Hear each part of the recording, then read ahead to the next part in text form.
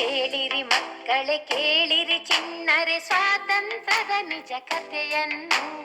ಇಂದು ನಾನು ಹುಮ್ಮಸ್ಸಿನಿಂದ ಹೇಳುವೆ ಸತ್ಯದ ಚರಿತೆಯನ್ನು.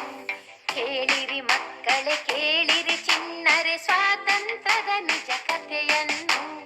ಇಂದು ನಾನು ಹುಮ್ಮಸ್ಸಿನಿಂದ ಹೇಳುವೆ ಸತ್ಯದ ಚರಿತೆಯನ್ನು. ವ್ಯಾಪಾರಕ್ಕೆಂದು ತಕ್ಕಡಿ ತಂದು ಅವರು ಮಾಡಿದ ಮೋಸಕ್ಕೆ ಕೆಂಪು ಮೂತಿಯ ಆಂಗ್ಲರನ್ನೆಲ್ಲ ಅಟ್ಟಿದೆವರ ದೇಶಕ್ಕೆ.